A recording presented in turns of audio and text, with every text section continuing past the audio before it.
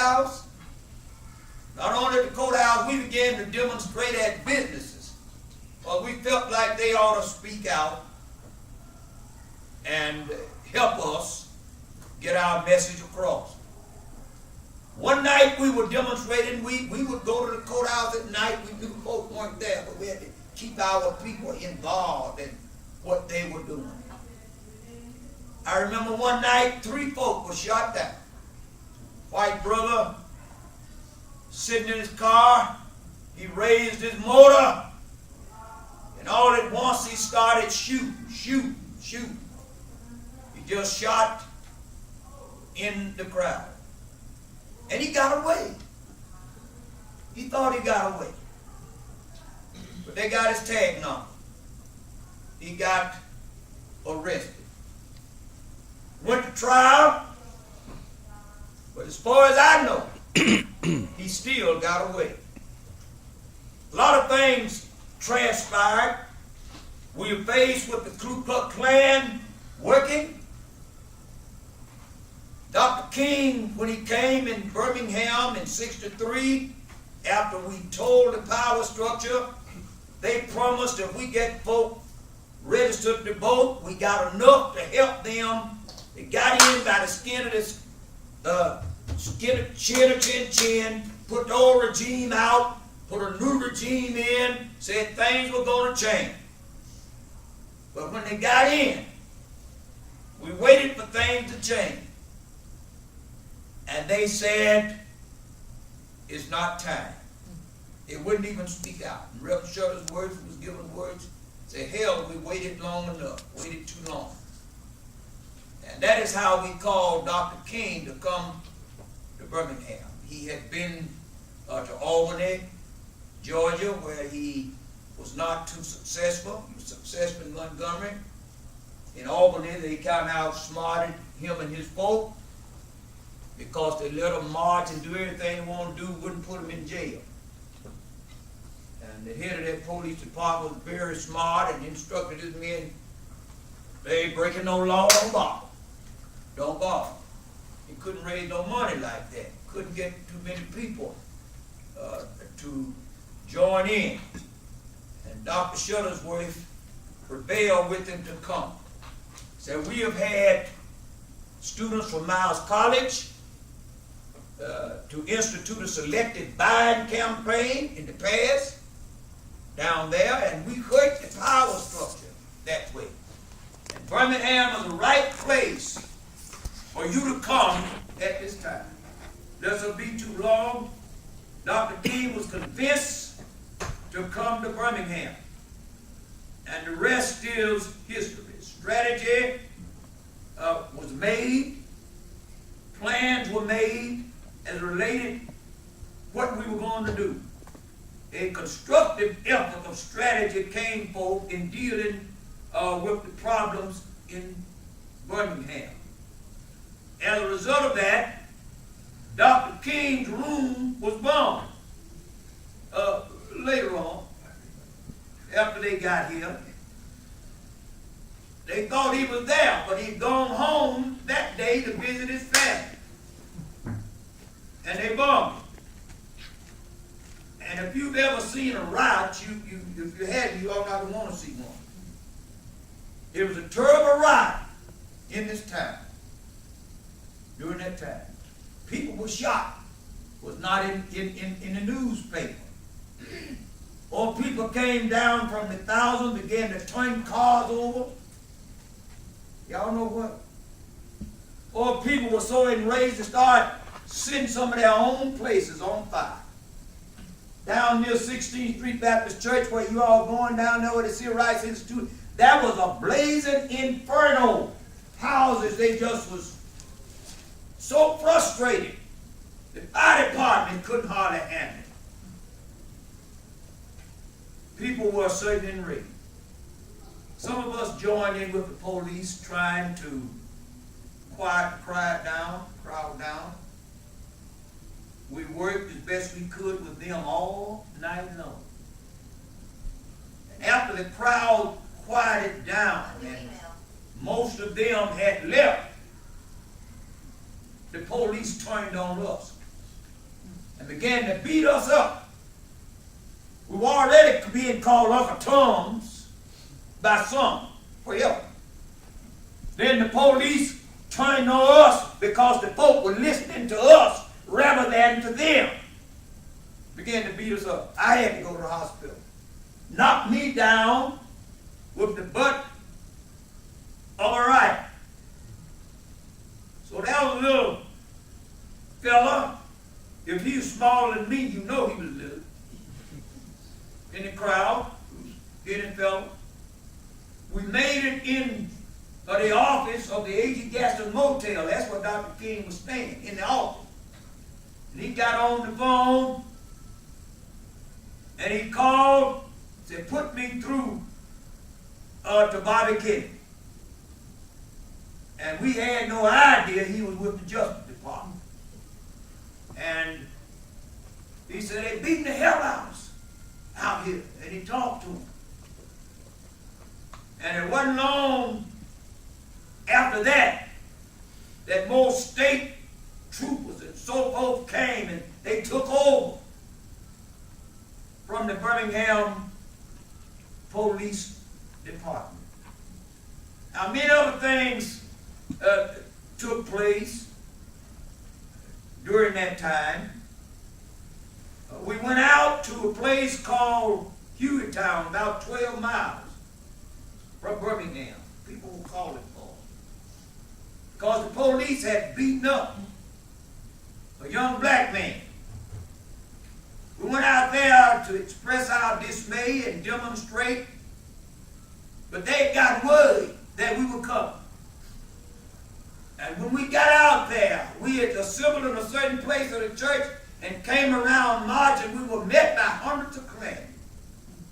I had never seen the Ku Klux Klan for real in their regalia. Some had the hoods on, some didn't have their hoods on. And this lady whose son was beaten, her name was Miss Davis. She was so appalled by the sight of it, seeing some of her neighbors who she knew they were Klan's folk, and brethren, just as many women in the Klan as men. Even had children with their hoods and robes and things on. It was more than her heart could bear. She started shaking and shaking, and she fell down on the ground. We didn't know she was dead. She died right there. I just mentioned 2 other times the Klan got at us. We had to run. We didn't run that day. We had to run because the police stayed out of the way. Didn't give us no kind of support. So I won't try to deal with all those things. But I will give you a brief summary. I've been beaten by the police. I've had a knife put in my pocket by the police. I've been shot at 3 times, and 2 of those times were by black folk. Now, I will say this, that I learned early, that all white folk ain't bad and all black folk ain't good. I learned that. The devil will use anybody who he can use. I wrestled with a black man. I didn't know he was going to shoot me, but he pointed the gun at me and I grabbed his arm and it went off. And if you've never been burned by some powder burns from a gun, oh, it burned so much. I went home one night from the movement. And Dr. Boyer, I'm going to tell you something else. I guess I'm getting old. I'm talking too much. No. I got out of my car and went, didn't have a garage, just parked out on the street out in front. Went in the yard, the bullets began to hit in there. It was a preacher. So-called preacher up across the street. He tried to kill me. Shooting at me right in my very own yard. Or another time I got shot at, I said, preacher might be 4 times. Some guys were shooting at us, and the bullet scraped my shoe to the white. Another time, a white man stepped out from the side of the road, paper sack in his hand, pulled out a gun. I was in my car. I hit the brakes, and I was on the freeway going out to Niles College. And I back up the freeway until I could swing around in that traffic. So not only have I been through those type of things, others have incurred worse. Some have been killed, some have been beaten. I say we've been born again in Birmingham.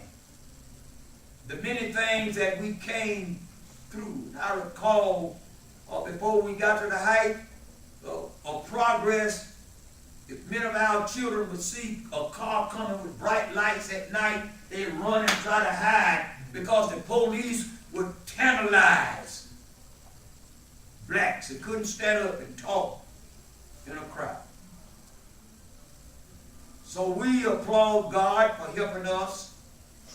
We applaud the people of Birmingham to stand up. It was so critical that white folk would be arrested and be abused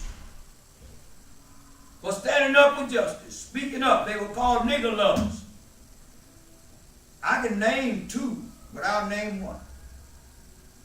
Rev Charles. It's been over 50 years. Matter of fact, been more than 50 years. Because he stood up for blacks, the police commissioner put out a hit on him. They were looking for him, and word went out to the community, they was going to kill him. We slipped him out of town in a casket, put him in an ambulance, and got him out of town. And that man stayed out of town, for years. It was years before he even saved. The Lord said, fret not thyself because of evildoers. Don't be envious against the work of iniquity, soon be cut down as the grass and wither as the green herb. So Bull Connor was taken out of office. When he was voted out of office, he wouldn't go. It took several months for him and the other commissioners to leave the city hall. After they had lost the election, at least 6 months, the court had to order them. They had two forms of government sitting at the city hall. This is true at the same time. And they eventually went out, and I told you all the folks said, others said it wasn't time. And that's how Dr. King was called to come in and support us. People getting kind of tired. But we were singing songs like this to help us to move on. Ain't gonna let nobody turn me around. Oh, turn me around. Oh, turn me around. Ain't gonna let nobody turn me around. I'm gonna keep on walking, keep on talking, marching up to freedom. Let's say it again. Ain't gonna let nobody turn me around. Oh, turn me around. Oh, turn me around. Ain't gonna let nobody turn me around. I'm gonna keep on walking, keep on talking, marching up to freedom. I'm gonna ask y'all what y'all want. Y'all said freedom. And I'm gonna ask y'all how much y'all want. Y'all say all of it. I'm gonna ask y'all when y'all want it. Y'all said now. What y'all want? Freedom! What y'all want? Freedom! What y'all want? Freedom! How much y'all want? All of it! How much y'all want? All of it! When y'all want it? Now! When